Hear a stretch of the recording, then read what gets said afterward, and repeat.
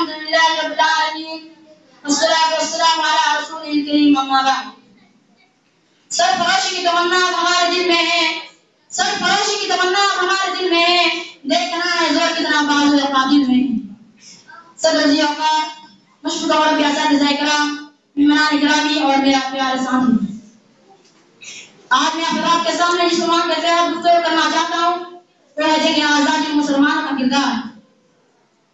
آج ہم لوگ بھارت کی آزادی کا 77واں جشن منا رہے ہیں، جس میں ایک دو دن کی محنت سے نہیں ملا بلکہ 250 سال کی مسلسل جدوجہد کے بعد آزادی کی نعمت حاصل ہوئی ہے، جس کے ہمارے اسلاف نے زبردست قربانی کا نذرانہ پیش کیا، جان و مال کی قربانیاں دی، تحریک کے ذرائع پھانسی کے پھندے پر ہمت و حوصلہ ہمارے بہادری کے ساتھ بخوشی کرنے لگایا. قائد عمل کی صحبتیں جھیلے اور حصول حسن کی خاطر جنگ میدان میں نکل پڑے، آپ کے دوار گائے من کے انیس امت سے نکل جانے پر مجبور تھے. محترم سامعین، ہندوستان کی آزادی میں ہر مذہب کے لوگوں نے حصہ لیا، لیکن آزادی میں مسلمانوں نے کتنا لگا دیا. اگر 47 کا لگ جائے گا تو آزادی کی تاریخ کبھی مکمل نہیں ہوئی. تحریک شہزاد اشفاق اللہ خان، ابوالکلام آزاد اور شیر رسول ٹیپو سلطان کی تاریخ کبھی بھلا نہیں سکتی. اگر بات کی جائے علماء حدیث کی تو انہوں نے قائدان علماء کیا ہے اسے تاریخ کبھی بھلا نہیں سکتی. ہم کتنے کلام میں آئے، آئیے آپ سے بڑا صالح پور کی قربانیوں کو دیکھیں جو خالص حدیث گھرانہ تھا.